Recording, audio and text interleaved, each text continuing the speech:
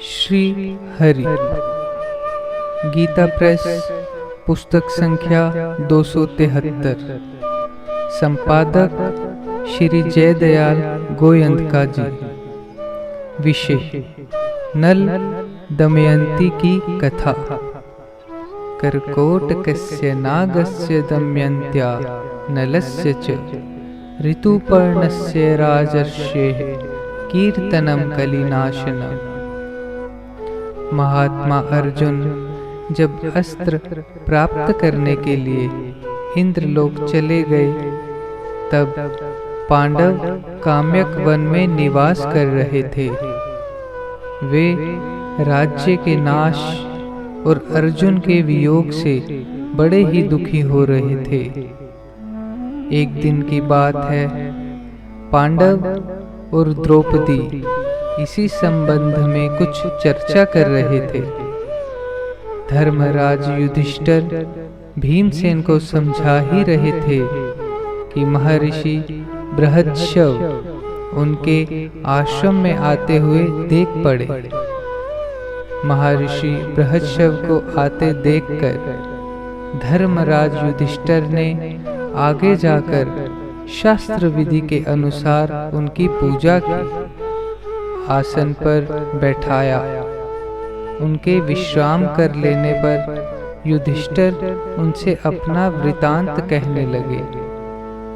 उन्होंने कहा कि महाराज, कौरवों ने कपट बुद्धि से मुझे बुलाकर छल के साथ जुआ खेला और मुझ अनजान को हराकर मेरा सर्वस्व छीन लिया। इतना ही नहीं, उन्होंने मेरी प्राण प्रिय द्रौपदी को घसीटकर भरी सभा में अपमानित किया। उन्होंने अंत में हमें काला मृग छाला ओढ़ाकर घोर वन में भेज दिया। महर्षि, आप ही बतलाइए कि इस पृथ्वी पर मुझसा भाग्यहीन राजा और कौन है? क्या आपने मेरे जैसा दुखी और कहीं देखा या सुना है? महर्षि बृहस्पति ने कहा, धर्मराज, आपका यह कहना ठीक नहीं है कि मुझसा दुखी राजा और कोई नहीं हुआ, क्योंकि मैं तुमसे भी अधिक दुखी और मंद भाग्य राजा का वृतांत जानता हूँ। तुम्हारी इच्छा हो तो मैं सुनाऊं। धर्मराज युधिष्ठिर के आग्रह करने पर महर्षि वृषभ ने कहना प्रारंभ किया। दमयंती का स्वयंवर और विवाह। धर्मराज निषद देश में वीरसेन के पुत्र नल नाम के एक राजा हो चुके हैं। वे बड़े गुणवान, परम सुंदर, सत्यवादी, जितेंद्रिय, सबके प्रिय, वेदज्ञ एवं ब्राह्मण भक्त थे। उनकी सेना बहुत बड़ी थी। वे स्वयं अस्त्र विद्या में बहुत निपुण थे। वे वीर योद्धा, उदार और प्रबल पराक्रमी भी थे। उन्हें जुआ खेलने का भी कुछ शौक था। उन्हीं दिनों विदर्भ देश में भीम नाम के एक राजा राज्य करते थे। वे भी नल के समान ही सर्वगुण संपन्न और पराक्रमी थे। उन्होंने दमन ऋषि को प्रसन्न करके उनके वरदान से 4 संतानें प्राप्त की थी। 3 पुत्र और 1 कन्या। पुत्रों के नाम थे दम, दांत और दमन। पुत्री का नाम था दमयंती। दमयंती लक्ष्मी के समान रूपवती थी। उनके नेत्र विशाल थे। देवताओं और यक्षों में भी वैसी सुंदरी कन्या कहीं देखने में नहीं आती थी। उन दिनों कितने ही लोग विदर्भ से निषेध देश में आते और राजा नल के सामने दमयंती के रूप और गुण का बखान करते। निषद देश से विदर्भ में जाने वाले भी दमयंती के सामने राजा नल के रूप, गुण और पवित्र चरित्र का वर्णन करते। इससे दोनों के हृदय में पारंपरिक अनुराग अंकुरित हो गया। एक दिन राजा नल ने अपने महल के उद्यान में कुछ हंसों को देखा। उन्होंने एक हंस को पकड़ लिया। हंस ने कहा, आप मुझे छोड़ दीजिए, तो हम लोग दमयंती के पास जाकर आपके गुणों का ऐसा वर्णन करेंगे कि वह आपको अवश्य अवश्य वर लेगी। नल ने हंस को छोड़ दिया। वे सब उड़कर विदर्भ देश में गए। दमयंती अपने पास हंसों को देखकर बहुत प्रसन्न हुई और हंसों को पकड़ने के लिए उनकी ओर दौड़ने लगी। दमयंती जिस हंस को पकड़ने के लिए दौड़ती, वही बोल उठता कि अरे दमयंती, निषद देश में एक नल नाम का राजा है। वह अश्विनी कुमार के समान सुंदर है। मनुष्यों में उसके समान सुंदर और कोई नहीं है। वह मानो मूर्तिमान कामदेव है। यदि तुम उसकी पत्नी हो जाओ तो तुम्हारा जन्म और रूप दोनों सफल हो जाएं। हम लोगों ने देवता, गंधर्व, मनुष्य, सर्प और राक्षसों को घूम घूम कर देखा है। नल के समान सुंदर पुरुष कहीं देखने में भी नहीं आया। जैसे तुम स्त्रियों में रत्न हो, वैसे ही नल पुरुषों में भूषण है। तुम दोनों की जोड़ी बहुत ही सुंदर होगी। दमयंती ने कहा, हंस, तुम नल से भी ऐसी ही बात कहना। हंस ने निषद देश में लौटकर नल से दमयंती का संदेश कह दिया। दमयंती हंस के मुंह से राजा नल की कीर्ति सुनकर उनसे प्रेम करने लगी। उसकी आसक्ति इतनी बढ़ गई कि वह रात दिन उनका ही ध्यान करती रहती।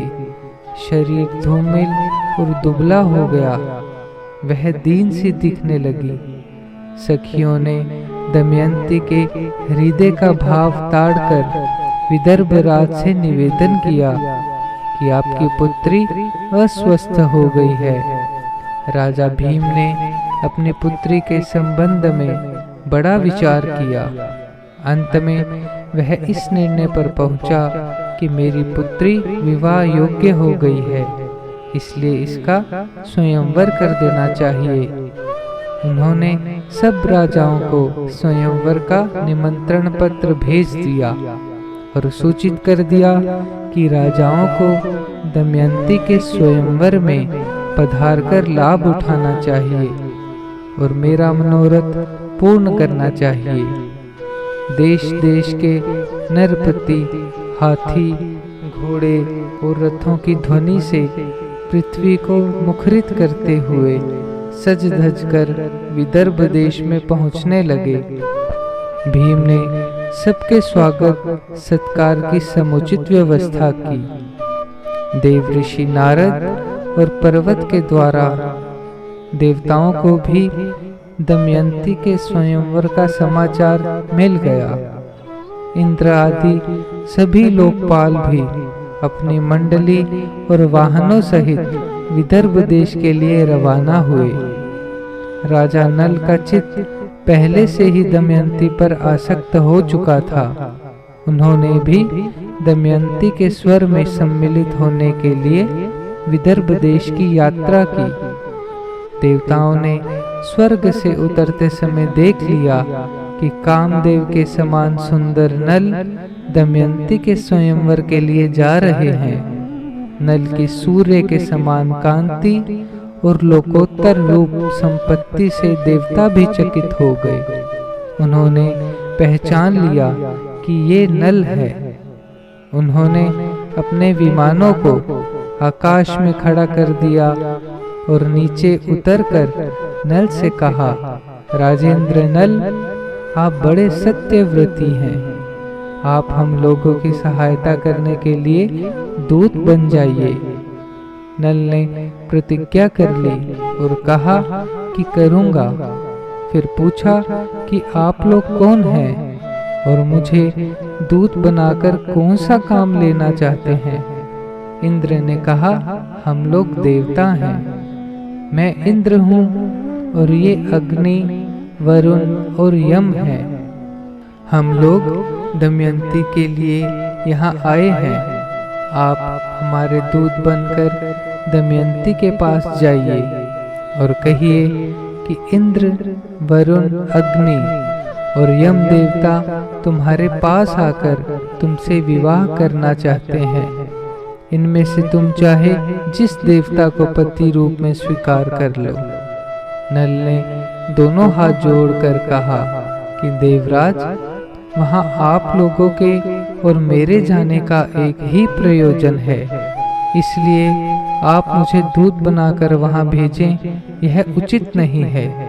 जिसकी किसी स्त्री को पत्नी के रूप में पाने की इच्छा हो चुकी हो, वह भला उसको कैसे छोड़ सकता है और उसके पास जाकर ऐसी बात कह ही कैसे सकता है।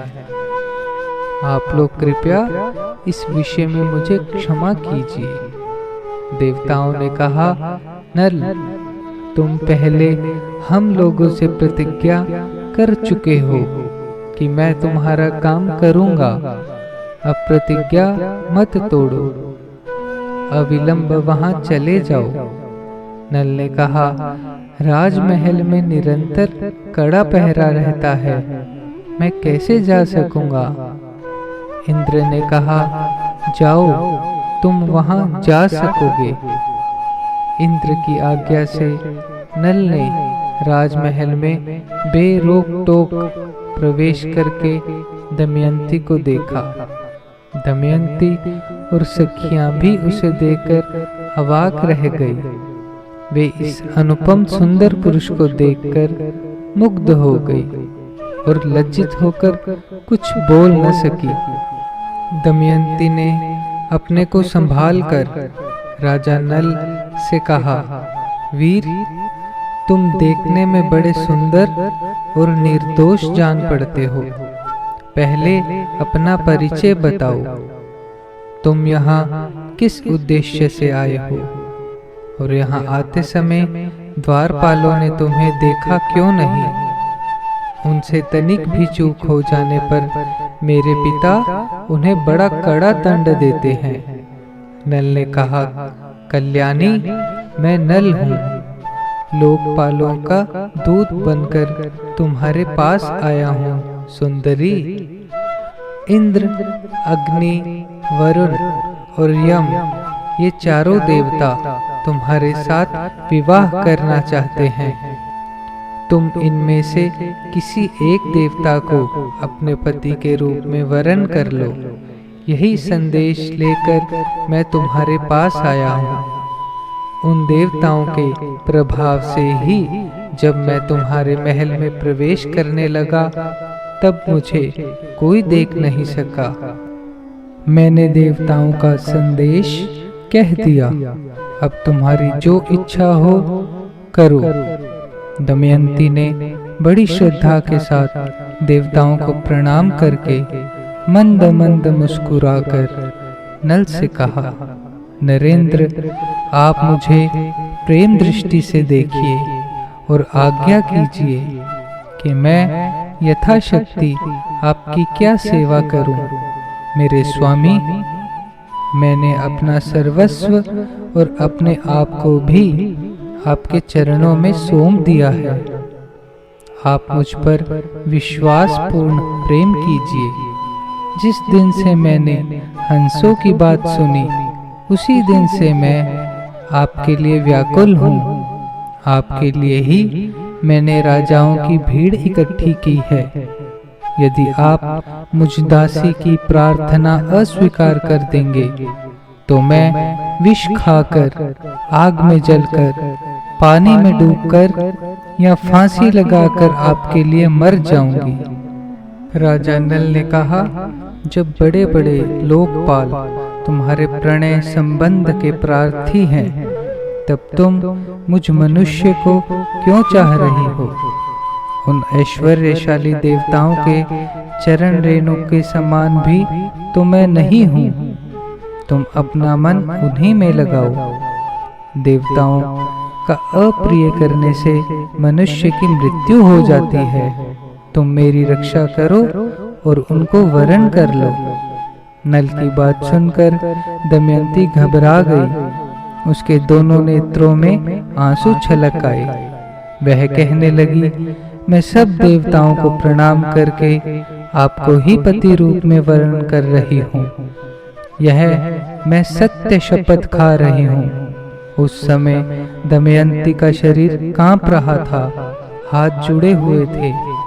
राजा नल ने कहा, अच्छा, तब तुम ऐसा ही करो, परंतु यह तो बतलाओ कि मैं यहाँ उनका दूत बनकर संदेश पहुँचाने के लिए आया हूँ। यदि इस समय मैं अपना स्वार्थ बनाने लगूं तो कितनी बुरी बात है। मैं अपना स्वार्थ तो तभी बना सकता हूँ यदि वह धर्म के विरुद्ध न हो। तुम्हें भी ऐसा ही करना चाहिए। दमयंती ने गदगद कंठ से कहा, नरेश्वर, इसके लिए एक निर्दोष उपाय है। उसके अनुसार काम करने पर आपको कोई दोष नहीं लगेगा। वह उपाय यह है कि आप लोकपालों के साथ स्वयंवर मंडप में आवें। मैं उनके सामने ही आपको वरण कर लूंगी, तब आपको दोष नहीं लगेगा। अब राजा नल देवताओं के पास आए। देवताओं के पूछने पर उन्होंने कहा, मैं आप लोगों की आज्ञा से दमयंती के महल में गया। बाहर बूढ़े द्वारपाल पहरा दे रहे थे, परंतु उन्होंने आप लोगों के प्रभाव से मुझे देखा नहीं। केवल दमयंती और उसकी सखियों ने मुझे देखा। वे आश्चर्य में पड़ गई। मैंने दमयंती के सामने आप लोगों का वर्णन किया, परंतु वह तो आप लोगों को न चाहकर मुझे ही वरण करने पर तुली हुई है। उसने कहा है कि सब देवता आपके साथ स्वयंवर में आवें, मैं उनके सामने ही आपको वरण कर लूंगी। इसमें आपको दोष नहीं लगेगा। मैंने आप लोगों के सामने सब बातें कह दी। अंतिम प्रमाण आप लोग ही हैं। राजा भीम ने शुभ मुहूर्त में स्वयंवर का समय रखा और लोगों को बुलावा भेजा। सब राजा अपने अपने निवास स्थान से आकर स्वयंवर मंडप में यथास्थान बैठने लगे। पूरी सभा राजाओं से भर गई। जब सब लोग अपने अपने आसन पर बैठ गए, तब सुंदरी दमयंती अपनी अंग कांति से राजाओं के मन और नेत्रों को अपनी ओर आकर्षित करती हुई रंग मंडप में आई। राजाओं का परिचय दिया जाने लगा। दमयंती एक एक को देखकर आगे बढ़ने लगी। आगे एक ही स्थान पर नल के समान आकर और वेशभूषा के 5 राजा इकट्ठे ही बैठे हुए थे। दमयंती को संदेह हो गया। वह राजा नल को नहीं पहचान सकी। वह जिसकी ओर देखती वही नल जान पड़ता।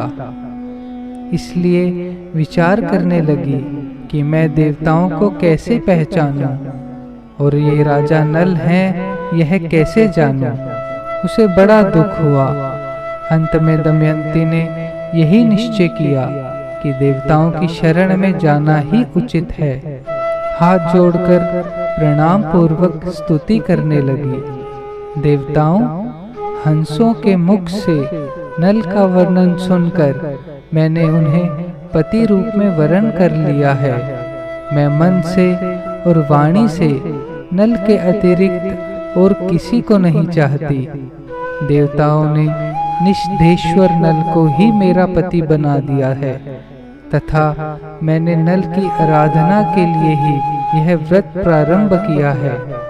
मेरी इस सत्य शपथ के बल पर देवता लोग मुझे उन्हें ही दिखला दें। ऐश्वर्यशाली लोकपालों, आप लोग अपना रूप प्रकट कर दें, जिससे मैं पुण्य श्लोक नरपति नल को पहचान लूं। देवताओं ने दमयंती का यह आर्त विलाप सुना। उसके दृढ़ निश्चय, सच्चे प्रेम, आत्मशुद्धि, बुद्धि, भक्ति और नल परायणता को देखकर उन्होंने उसे ऐसी शक्ति दे दी जिससे वह देवता और मनुष्य का भेद समझ सके। दमयंती ने देखा कि देवताओं के शरीर पर पसीना नहीं है, पलकें गिरती नहीं है, उनके गले में पड़ी पुष्पमाला कुम्हलाई नहीं है, शरीर पर मैल नहीं है, वे सिंहासन पर स्थित हैं, पर उनके पैर धरती को नहीं छूते और उनकी परछाई नहीं पड़ती। इधर नल के शरीर की छाया पड़ रही है, माला कुम्हला गई है, शरीर पर कुछ धूल और पसीना भी है, पलकें बराबर गिर रही हैं और धरती छूकर स्थित है। दमयंती ने इन लक्षणों से देवताओं और पुण्य श्लोक नल को पहचान लिया। फिर धर्म के अनुसार नल को वरण कर लिया। दमयंती ने कुछ सकुचाकर घूंघट काट लिया और नल के गले में वरमाला डाल दी। देवता और महर्षि साधु साधु कहने लगे। राजाओं में हाहाकार मच गया। राजा नल ने आनंदातिरेक से दमयंती का अभिनंदन किया। उन्होंने कहा, कल्याणी, तुमने देवताओं के सामने रहने पर भी उन्हें वरण न करके मुझे वरण किया है, इसलिए तुम मुझको प्रेम परायण पति समझना। मैं तुम्हारी बात मानूंगा। जब तक मेरे शरीर में प्राण रहेंगे तब तक मैं तुमसे प्रेम करूंगा। यह मैं तुमसे शपथ पूर्वक सत्य कहता हूँ।